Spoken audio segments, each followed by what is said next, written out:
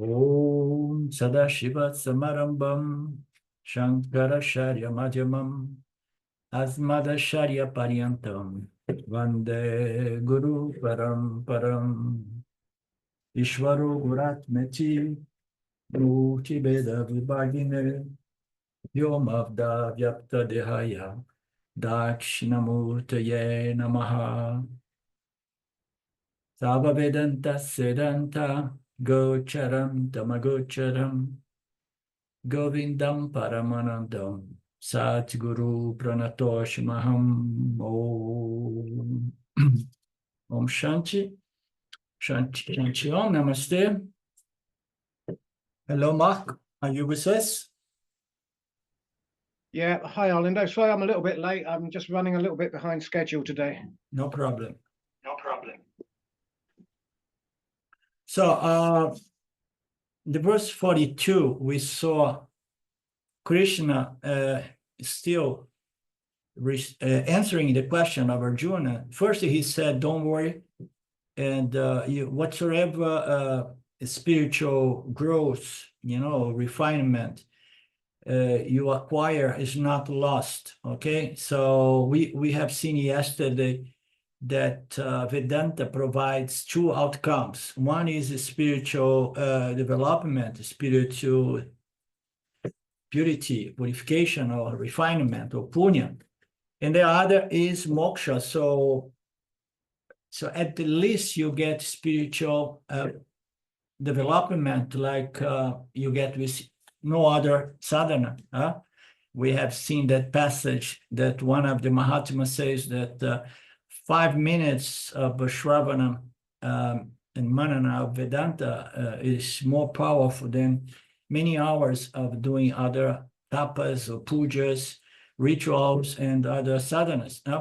So we understand that concept, and we understand because when you come to the Shravana and Manana of Vedanta, you are just addressing the fundamental cause of human suffering, human disturbance, which is spiritual ignorance. So you addressing it at its foundation, its base, and then the growth is faster because you are going direct to the root cause of the problem, which is ignorance. So he was saying that you will not lose anything. Take it easy because Vedanta gives you two kinds of balance. One is self-knowledge, but almost invariably, before self-knowledge is properly assimilated and integrated, you get other balance, other fruits, which is spiritual development. And then Lord Krishna said in the previous verse that you're going to be born in a better family, a family that observes Dharma, a family that is prosperous. Therefore, there will be no concern with security, Artha, Karma, and Dharma. You're already born in an environment that provides the three levels of human needs, human pursuits. And then the path becomes easy. Easy sailing, as we say in the expression. So here on this verse 42, Krishna says, the other option is that the person is going to be born in a family of yanis, grihastha yanis. They are sage themselves. So, and then what happens? So you are born in a family that not only provides dharma, the proper, the example of a dharmic family, and but they offer what it is a moksha family, let's say. Okay, it's a family that of yanis. And then this family of yanis, even if they don't have much material rich or prosperity, they feel very rich because the highest richness there is the inner growth, the spiritual wisdom, as we know. And then he says, so the other option is this: you're going to be born in a family of yanis. There's going to be a moksha family. It's very rare, but it happens sometimes. So he presents these different possibilities to calm down Arjuna's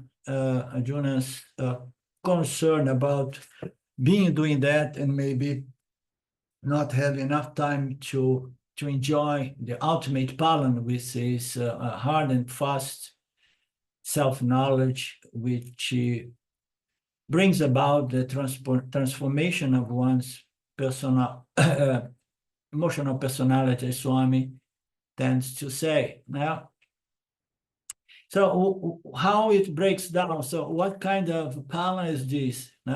So even if your parents, your family is relatively poor, but they have the highest richness, so you're gonna feel rich in any case because you understood the defect of a material richness, that they do not offer real sense of security, that most people believe. So you need to be emotionally and spiritually strong to feel somewhat secure in this life. And that is only possible with a lot of spiritual wisdom, which is understanding this relationship with Saguna Atma, and later on with Nirguna Atma as our very Atma. So there are lots of advantages of being born as sannyas, some disadvantage. To be born in a grihastha family who are yanis, it's wonderful. It gives you the possibility to either remain as a grihastha person of the world, or to go to a gurukula and be a sannyasi. So, and then as a sannyasi, you know that you don't even need to work for your food. So it is a blessing, yes. The less possessions we have, less concerns and worries about how to keep it. So as James often used to say, everything keeps going south. And now technology is going up so fast, and we are older. We can't catch up. We say sometimes you say, oh my God, this world is no longer for me. It is tough. I mean, right now, today, something happened with my tax return filings, and then my CPA, it's big, you have to address this problem. And it's so complicated, this world, it's so complicated.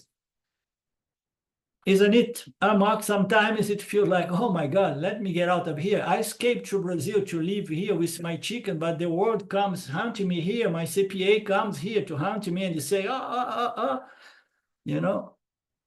it's much too much. I was just talking to my niece about this yesterday, and I was saying, bring back the 1990s, Yeah. So things are becoming more complicated.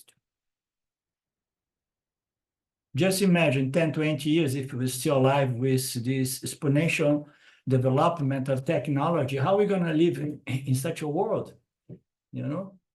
We don't have the base to catch up with it. These kids, they go to the schools already in this somehow web, tech web of information and different, how you say, programs, apps, and so on. Okay. So as we know, to be a sannyasi is a good thing. And in moments such as this one, it reminds me, oh my God, so maybe if Shwara sends me back here, I'm going to remember, no, I want to be a sannyasi. I want just to eat one meal a day in the ashram, and I don't want to deal with this world anymore. So it crosses my mind sometimes, because it's not easy. You take it easy, etc. You accept it, but there is nothing which irritates my mind more than accounting, and they want to know everything whatsoever I have in Brazil, whatsoever I have in the USA, and this is really irritating.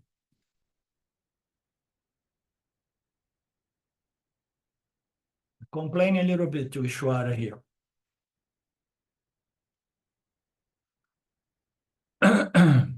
Okay, if you are born in such a family, you don't need to look for a teacher or guru, because the family is already a moksha family, and they have the knowledge and they can pass it on, and no better environment than a family to be transfer the highest possible values of life. One of the problems of the destruction of family nowadays is the father and the mother and the uncles and the grandmothers and grandfathers, they cannot, pass on the culture, the knowledge, the tradition, the values. People do not have time anymore. Families are being broken in small pieces, and people get educated in the schools, and the schools, they are not really trustworthy to educate your children. So educate on values, of course. So if you are born in a moksha family, you have everything. You have the tradition and the culture of moral, ethics, and values, and dharma. And then you have the teachings as well, the living teachings of moksha from the parents. So he's trying to say, so it's rare, but there is a potential for you to come back in such a birth, in such a circumstance. Why it is rare? You remember why Swamiji said why it is rare? Because yanis are generally sannyasis. There's not many householder yanis, and so there's a less possibility of being born into a household of yanis. Yeah, because there's not many of them in the first place. Absolutely. Yeah, yanis are rare, and then the yanis that get married and have children are rare. Sannyasis cannot have children unless they do, and we do not know.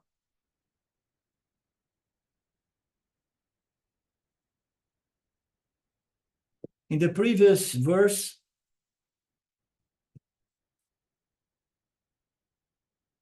he presents these two possibilities. Okay.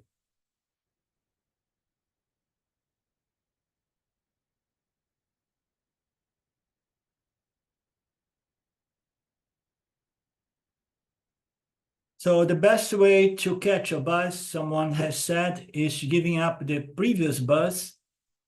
Previous bus, if you miss for the next bus, you are sufficient early for the next bus. And then he says, so you want to take the bus of midday? So just go there in a way that you miss the 11:30 bus. And then you're going to be early enough, and for sure you're going to take the midday bus. You get sufficiently early there. If you miss the bus of moksha, you are going to be sufficient early, or further prepared for the next birth. It means to say you spiritually start from a higher stage. The verse 43, Arjuna says,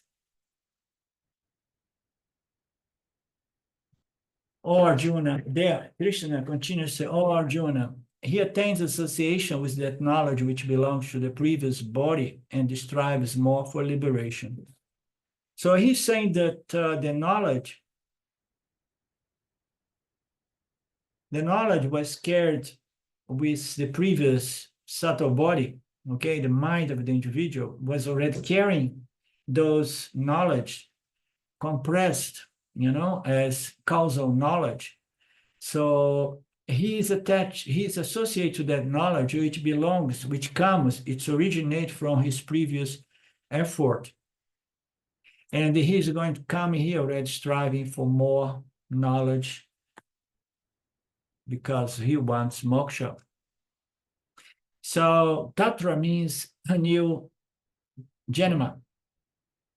Earlier in a prosperous culture family, or poor, wise moksha family, whatever would be the family, this jiva gets associated with this spiritual environment, highly elevated spiritual environment.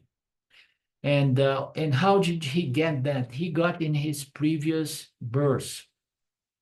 In the previous birth, he has put on some effort that brought him in association with the scriptures and the guru, and then in the subsequent birth, he has all of that set up. Also, a kind of spiritual punya. merit. All the gains he got in the previous birth, such as qualification, and viveka, vairagya, comes in his mind. And how so? He will see, as he begins growing up in age, he will see this wisdom manifesting in his mind and making him feel like, oh my God, why I'm feeling to be different than most people around me, So with the knowledge and the spiritual maturity of the previous birth, which he acquired using the previous body-mind, why is that so? Why in the verses says the previous body belongs to the previous body-mind? Why is that so? Because according to our scriptures, between two janams, or births, the physical body only is different. The mind is the same. This concept we know. It's the same mind using two instruments of transaction, through instruments of experience/knowledge. So he brings the mind of the previous birth, okay? So the other body got that knowledge, the other body-mind got that knowledge, and then the body-mind was no longer body-mind because the body simply was not good enough. The mind leaves the body, but the mind is that locker in which the knowledge was retained. That knowledge is not lost. The body is lost, and without the body, you can't acquire more knowledge because you need the instruments of knowledge. You need the brain, you need the organs of reception, the instruments of reception, the instruments of action to transact with this material order to gain more experience and knowledge. So the bottom line, the mind is not different. When a person dies in this verse, he gives up only the physical body. The mind does not die. So the point here is the previous body-mind got this knowledge. So what is the mind? The mind is everything that we have experienced and known, good knowledge, bad knowledge, so knowledge, all those mental, emotional, intellectual impressions, they are held in our Sukshma Shahiram. So we have all the punya, good knowledge, and papan, bad knowledge, and then we have really papan, meaning to say bad impressions, which somehow represent impurities in the mind. You have good sattva, which is byproduct of living a dharmic life in the pursuit of self-knowledge. So we are talking about a very mature Sukshma Shariram, and this travels. And when it travels, it starts to go to a higher loka, of course, to enjoy what? Some punya, to exhaust some punya. It's like the colony, vacation colony, holiday colony. You go there with your money, not money. It's you exchange. Forgot the name. You go there and you're going to spend some of that punya having beautiful experience, but you cannot acquire more knowledge. You have experience with Swami Paramarthananda when Mark went to see him, said that no, the experience is as objective as the experience we have in the dream state. It's there, but you experience something which is the impressions in your mind. So you experience what? Your punya papa in a different state. You're going to have celestial dreams or nightmares. So once a time has passed in which someone is exhausted, punya papa, and then the Sukshma Shahira takes another physical body. When the body is very small, the mind cannot express itself. Nobody will see this boy is wiser than the other boy. But when the body grows to 12 years or 13 years or 14 years, when the mind which mind? The spiritual mind, the mature mind of the previous Janma, which has been continuing, that blooms. It's like a flower. And then when you see the boy looks, feels, behaves differently, has different values, and so on. That's why we say a mother never gives birth to the mind of the child. The mind only gives birth to the body of the child. This is very beautiful. Huh? Very clarifying. The mind gives birth to the body of the mind of the child. So, and how about the birth? How about the mind? So the mind is it's a long story. So it gives birth to itself from birth to the extent that it grows or evolves or goes into evolution, evolve, let's say. Every child comes with its own mind, okay? The previous body mind, the previous mind developed the mind. So who is responsible? Who is producing this mind? Is the mind itself in previous births? Of course, the mind observing Dharma, it does not take really the ownership of all of that, because the mind knows this is all Ishvara system, but I know that it's a meritocratic system, and I need to put up an effort to grow spiritually. So it is one's mind, one's effort that's going to produce spiritual vasanas and these spiritual inclinations. The same parent, if there are 4 children, they'll find that each one of them has different inclinations. Which spiritual inclinations even the parents do not have. This is very nice as well. So how is that possible? My parents are materialistic, and I came here with some spiritual vasanas. It's very strange, you know? How so? Why? Sometimes the parents are so materialist that they discourage the child from taking up the spiritual path.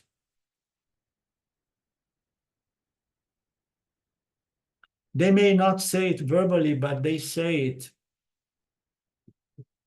But in spite of that, the child will grow spiritually and will live a spiritual life through the desperation of some parents, such was the case with my parents at the time. How does the child get the spirituality? Mother might have given some background, but remember, all the children are born to the same parents in the same environment as them. So we are byproduct in a scientific language, a genetics and cultural environment from the language of science. So we are byproduct of genetics and environmental culture. So we get a program from our culture, our environment, okay, which involves our parents. But we come already with certain tendencies that differs us from our brothers and sisters, which comes from what? Genetic somehow. So spiritually speaking, according to our Shastras, so we are born from vasanas, and we further develop tendencies through our environment, okay? So genetic has to be understood as vasanas, okay? The mind which survives the death of the previous body holds its conditioning, its program, its footprinting, and whatever you want to refer to that. So you have all that material there. So that material is going to bring a certain body on a certain time, space, and environment, and culture, and parents. And then if the environment is more favorable for rapid development, so better it is. So we are going to be a byproduct of what we bring with us, which are our spiritual growth, spiritual maturity. And our environment is going to be more or less conducive to acceleration of this spiritual development. Huh?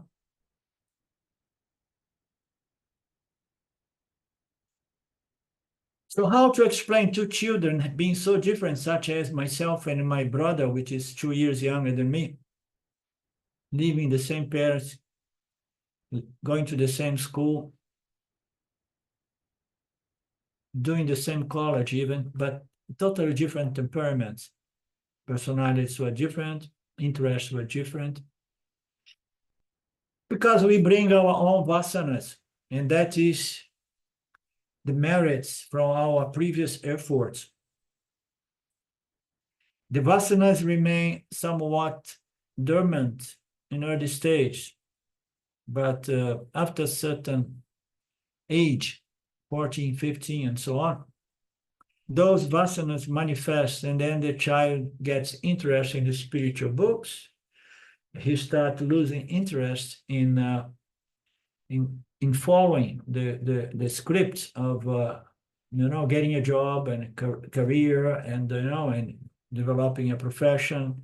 He start losing the interest in all of that. So this is a fact. You come with what you have acquired in your previous birth. And that's how we sometimes find the spiritual genius, such as Vidyaranya and Shankaracharya and several others, because they brought everything with them.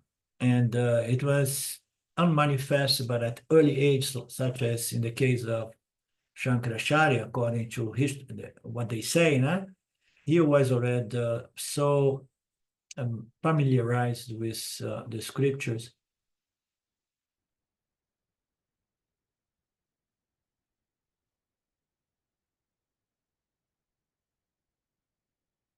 Okay.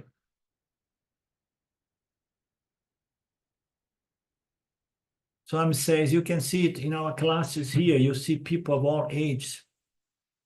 You see very young, middle age, and old, very old. There are still people who are older than all of you, but still no interest in spirituality or anything like this. And they are fully immersed in samsara. On the other hand, on one after the other, still there are people who never come anywhere near spirituality. So therefore, age does not serve as an indication of maturity. In fact, a lot of people age.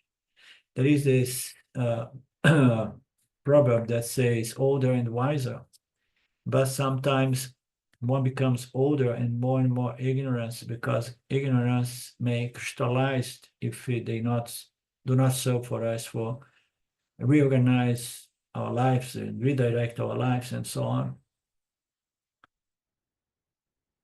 So age does not determine anything. The mind is different from the age of the body. It's true. That's why we talk about Vayorudha. We talk about Yana, but okay, even though body is young, mind is mature sometimes. Body is young, but mind is mature. If you want to calculate the age, how to calculate the age? Add the last years plus your previous birth. No? Oh, I have 60 now. Okay, and then plus 80 of the previous, then 15 plus 8 body, but he's just playing with it. Just to say that when we talk about a birth, in our age is the age of the physical body. But the body mind, we have no clue of how old it is.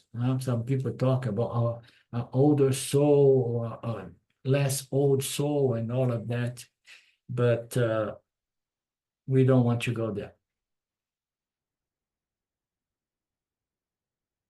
So in the following file, Krishna reminds us that the Arjuna was concerned and pessimistic with regard to the completion of his spiritual journey. Why? Because when he tries to meditate and so on, he feels that his mind is not fit for it. It's It is a wandering mind.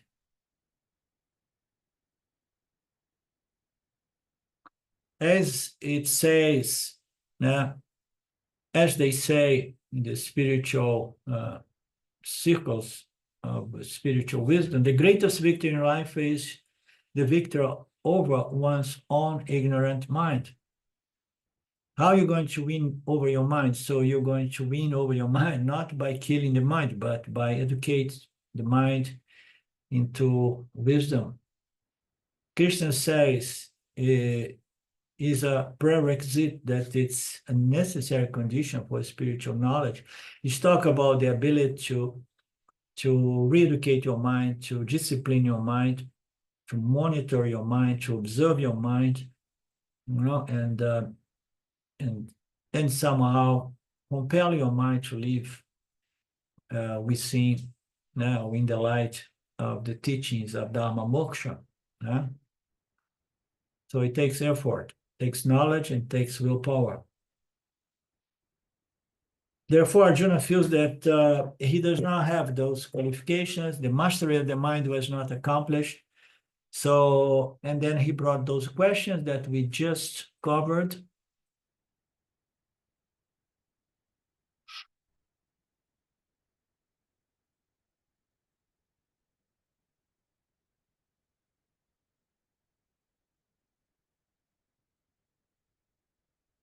So this is, by the way, is the last topic of the 6th chapter, okay?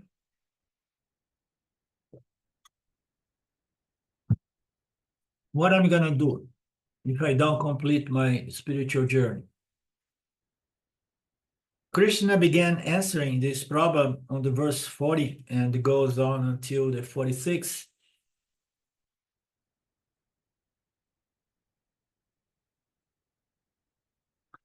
He was saying that there is no question of any spiritual fall because the person is, putting up an effort to elevate oneself in spite of our flaws, defects, and limitations. So if you put an effort in that direction, so there is no question that you're going to grow rather than fall and be destroyed. The question is how fast and how much I will develop, grow, purify, refine, mature. So, but there is no question, I'm putting an effort, and then the only result is spiritual elevation. It's more a question of the degree or extension of that growth. Shankaracharya in his commentary makes a very important statement on once the spiritual teachings put in the mind, then they can never be destroyed. They are so powerful that spiritual vasanas that cannot be destroyed. At the most, what can happen is that there can be a temporary stagnation. That's very nice, especially when we know that's coming from Shankaracharya. So it's already there. Sometimes we want to give up. I want to give up a few times in my life. But you can't. You can't give up. It's there. It's going to be nagging you. Those vasanas are not going to be destroyed, those tendencies.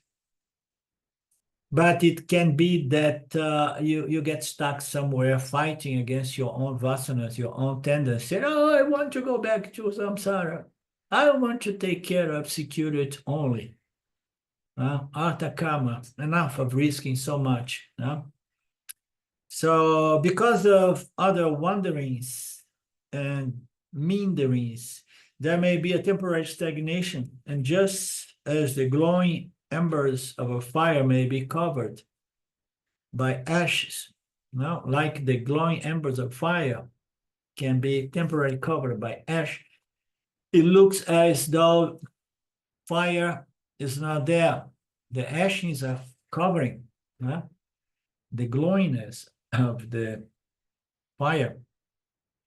But you just do a little bit of famine, and the fire comes back again. This is so truthful. It's so real. So as I have shared with you guys a few times, so I used to run a restaurant in Olympia, Washington, with Sylvia and my son, and it was extremely stressful. I went to the United States, and that was extremely stressful. 15 years there trying to make a living, yeah? The American dream. And the stress was so incredible, but somehow the body was getting sick and so on.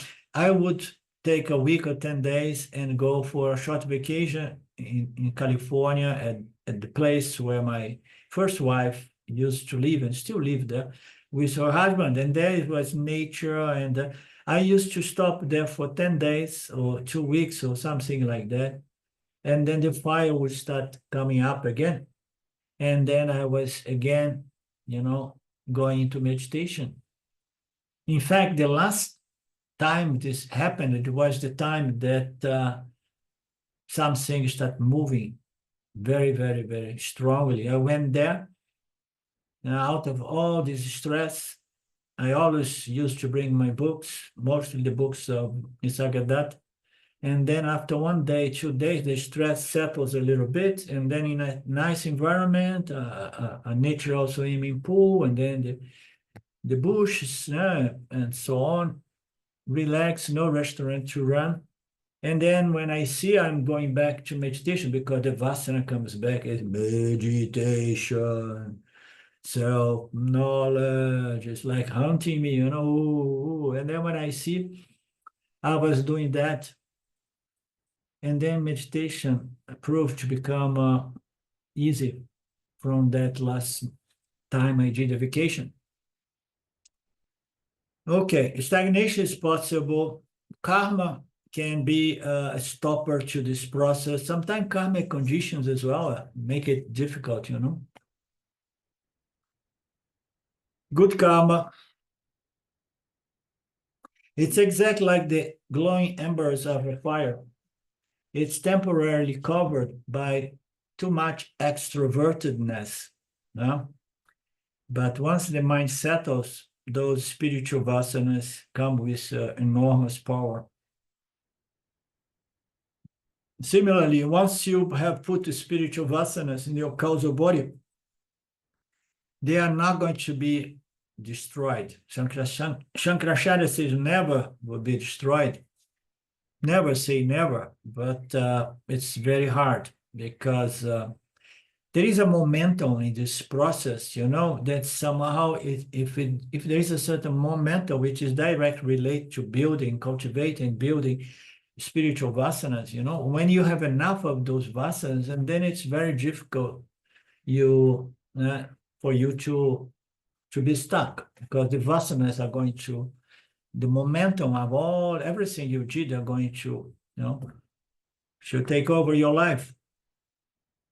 We do that with whatsoever vasanas we bring from previous life, previous births.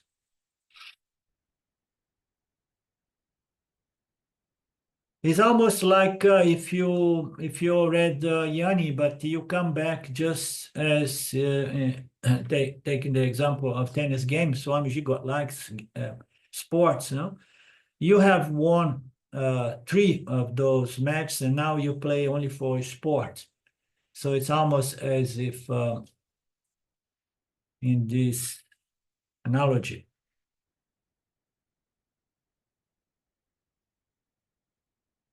The case of these spiritual geniuses. In Katha Upanishad, there is a mantra that says, spiritual knowledge can be clearly attained only in 2 kinds of lokas. Spiritual knowledge can be clearly attained only in 2 lokas. Interesting, he does not say that can be attained, can be clearly attained only in 2 lokas. We have 14 lokas according to our scriptures, but in only 12 lokas you can never attain moksha or self-knowledge. Or you're going to get some knowledge, but will not be clear. Again, he's bringing up the thing of how you're going to get clear knowledge in a dream. You understand? Because the experience we have, the scriptures say the experience of those locusts, they are similar to the experience we gain in our dream state. The dream state, in fact, it expresses itself as a variety of subtle locusts because depending on the frequency or the subtlety or purity of our mental impressions, it's going to go into one of these locusts, these dream locusts, in which you're going to have some celestial experience. Sometimes in those celestial experience, you can get a hint of, oh my God, I mean, I am consciousness maybe, but it's not completely clear. All of that is happening within me as consciousness. There are only two locusts where the more knowledge, self-knowledge, can be clearly gained. And we know which are those two locusts. The famous Brahma Loka that we don't want to go there. And this Manusya Loka, the loka in which we presently are during our waking state. In this physical, material planet.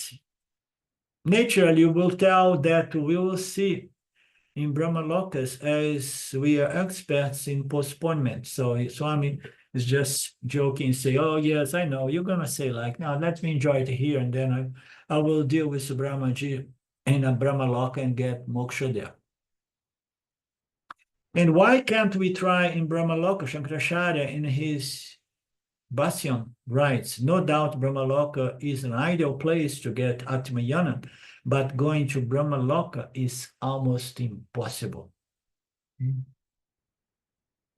So, I mean, these are big guys. When they say things like that, we cannot verify, but we have to have respect for what comes from these geniuses, spiritual genius. When they say, I mean, these people, some of them, they have traveled through all these lokas. They have, experience as well, and the knowledge. I was having a conversation yesterday with a friend of mine. His knowledge is all in all levels, political, geopolitical, science.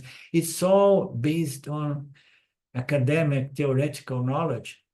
And wise people, they have a knowledge which is beyond theoretical or book knowledge or academic knowledge. And when we hear Shankaracharya saying things like that, I'm confident that he's not saying that because he read it in some books. You understand? Or he heard from someone.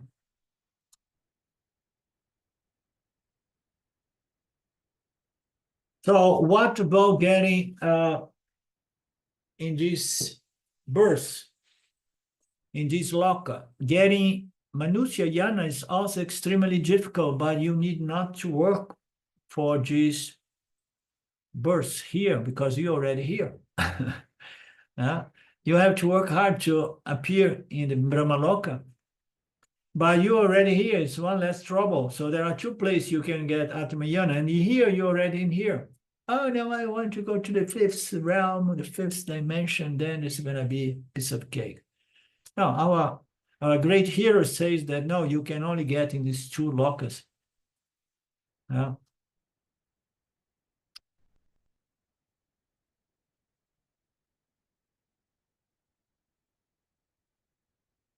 Okay, but you need not to work to get where you are now, because I hope we are already Manusyas and Manushas, and therefore having enjoyed the pleasures of having in lokas, as a result or byproduct of punya, this yoga brashta will come to this loka in which we find ourselves.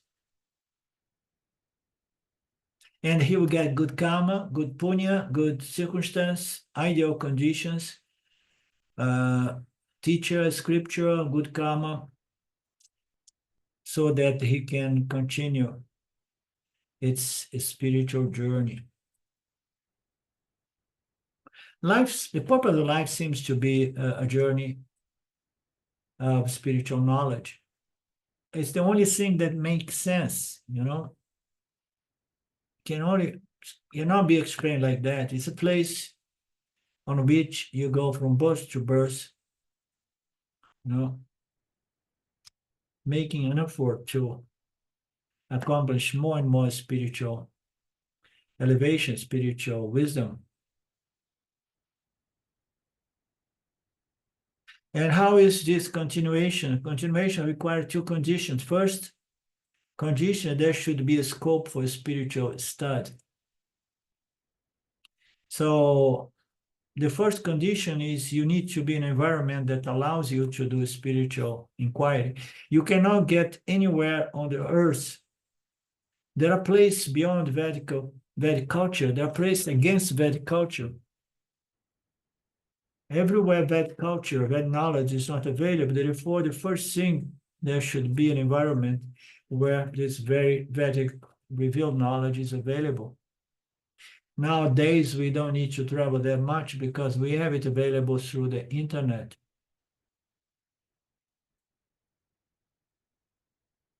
But environment plays a role as well. More important, even if there is an ideal environment available, I should have interest. Oh, I was born in Rishikesh or in Tiruvannamalai, the two spiritual capitals of the world or India. So it means that I'm good to go.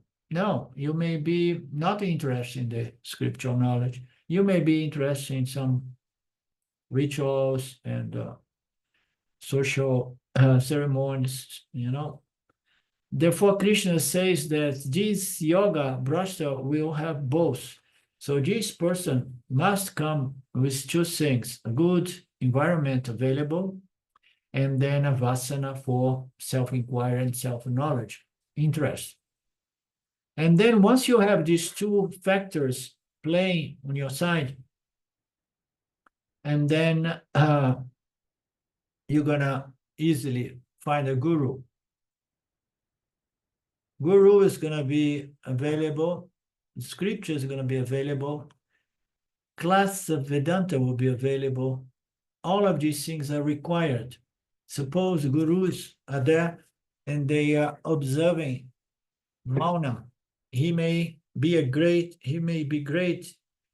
and he may be the greatest possible Jnani, but he is Muni. What is that? Cannot speak, cannot talk? Yeah? Yeah, it's like he's taken a vow of silence. Right. Yeah. Okay. Okay. More or less like Ramana Maharaj did before. He may be a great, but he does not want to pass on this knowledge. What can you do? So the guru should be a communicator. He should be a teaching guru, a communicating guru. Usually Swamiji is a teaching guru. You're going to teach by communicating. Not only that, I should have interest in what the guru is communicating. In fact, often I experience this. I will be conducting classes in some colonies, and you will find that people will come from all over Chennai, sometimes even from other places of India, to attend this Vedanta classes or camp. But from the colony itself, they will not come. Just they have to get downtown. They are already there. I am there. The class is there. The camp is there, but they don't have the interest. People come from far away, whereas the camp is there, yeah. But local people are not interested. If you don't have interest, forget it. Therefore, in some class, environment is there, but interest is not there. In some case, there is a deep thirst, but there is no opportunity. Both must be there: a deep desire, thirst, inclination, interest, and the opportunity to get this knowledge from the guru. Therefore, tatra tam Buddhi Samyoga, an ideal environment and intense desire for that knowledge. India has an ideal environment because in India we have this is the source of all the spiritual culture we see spread all over the world. We go anywhere and you'll find the spirituality, devotion, and so on. The mountains, the temples, the caves. It is a spiritually oriented nation. And here also further values for religion, sadhus, scriptures. All of these are required. Therefore, environment is important. And we have it in India, he says. What is the next thing? The person must be spiritually inclined. And this inclination manifests in the early years of life, while somebody is still enjoying the brahmacharya ashrama. While people do not get this inclination after brahmacharya, grihastha, etc., even after all ashrama, many people do not have any interest in self-knowledge or spiritual development. But here and there, we will find these spiritual geniuses. They were born from those spiritual vasanas, those inclinations, and they manifest in early life. And this is not only a fact in the field of spirituality, but in any other field. Musical genius, somehow it brings that tendencies from previous births, and then and more often than not are born already in a circumstance, an environment in which everybody in the family are musicians, and they have a good karma to further develop those tendencies. There will be no struggle. You are not going to be a street musician. You have a lot of good vasanas that are going to bring you a proper environment for your further development.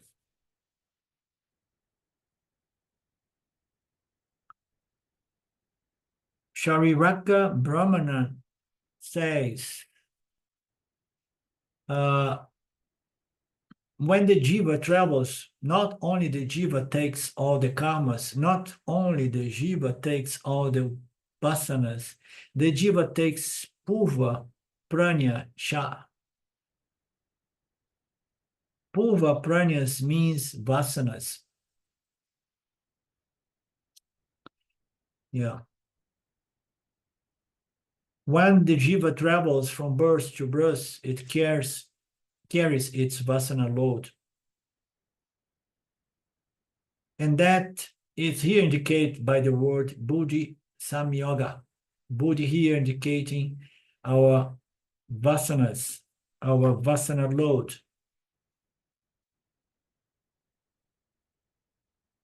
And you can see it in some people. While most people is wondering on how to make more money, this person moved by these spiritual vasanas does not seem to have much interest in none of that. They are not much important for these persons. Okay. And then this person is going to find book. One book is going to take into another book. And then another book is going to take into a sangha. A sangha is going to take him to a initiating guru. Initiating guru is going to take him later on to inspiring guru. And later on is going to take him to a teaching guru.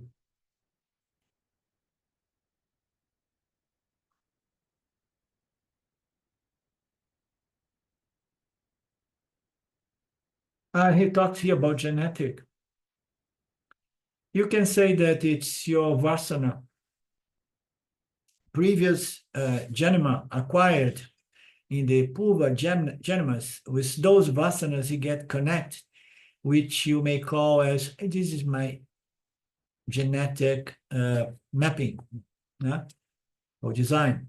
Now they are doing in the mapping, spiritual genes will be there. For some other people, genes, genetics are there. Some other people love genes and spiritual genes.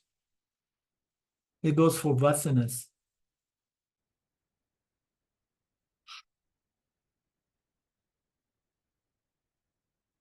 If you come with those vasanas, they are indestructible. They are going to shape your life and build your personality. It's almost like having a huge advantage.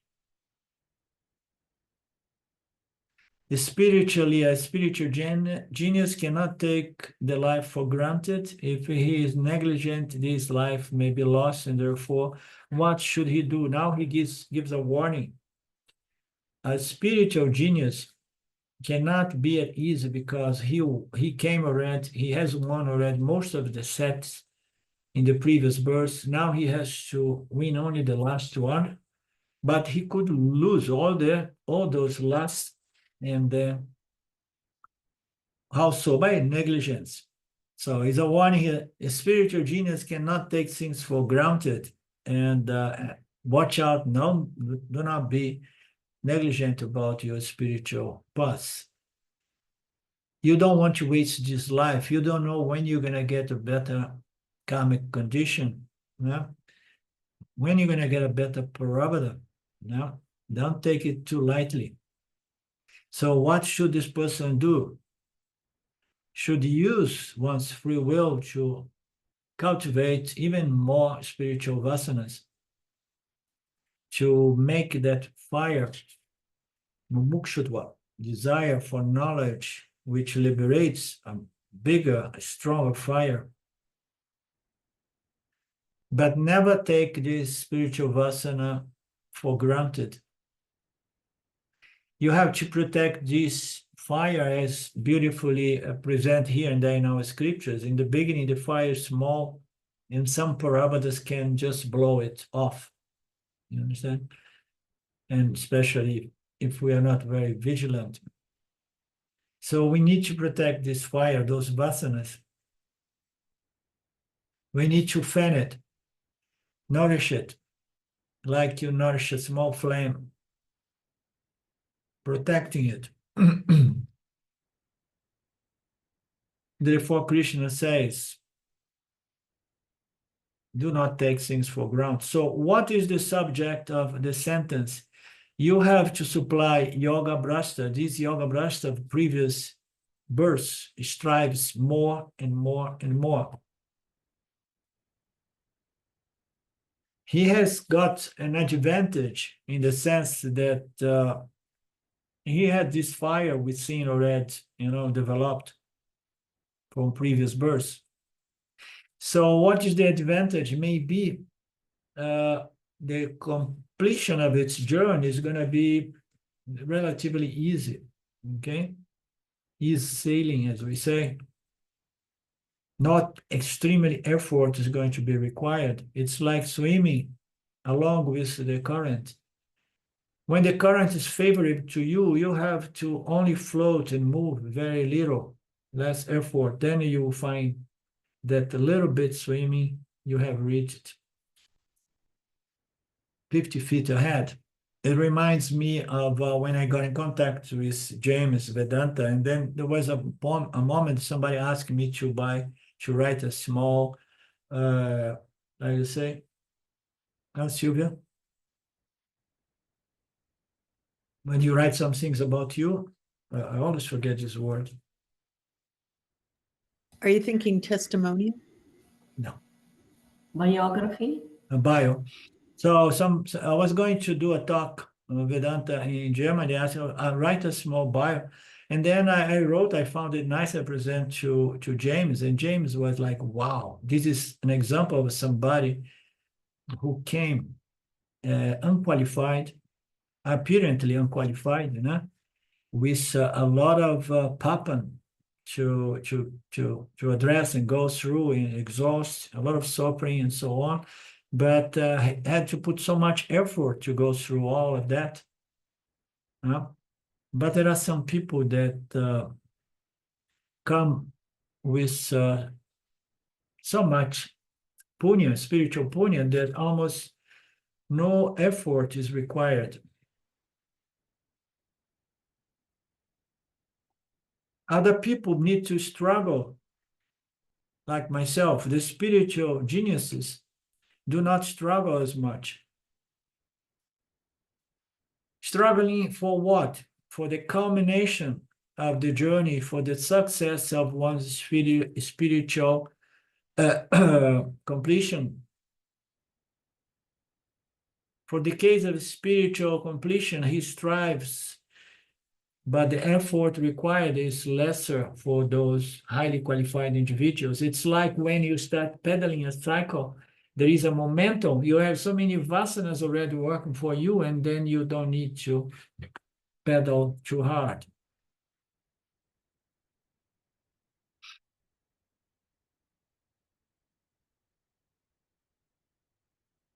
Therefore, be happy that you have those spiritual vasanas moving you. You're already in the right direction. Be optimistic, Arjuna, and for all of us, be optimistic and take care of this flame of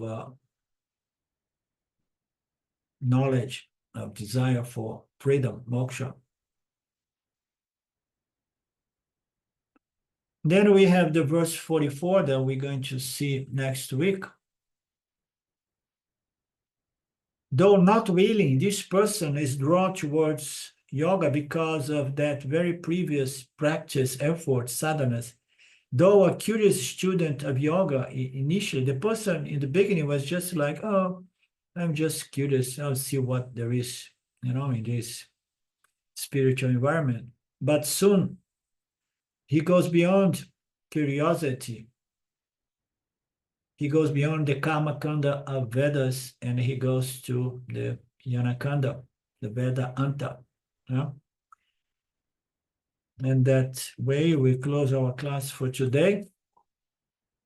This coming Friday, we will do canon. And then we probably will do Monday, Tuesday as well. Okie dokie. Om Purnamada Purnamidam Purnamudachyate Purnasya Purnamadaya Purnamevavashishate. Om Shanti Shanti Shanti. Om Namaste. Love you. See you. Thank you. Many thanks, Arlinda. Thank you.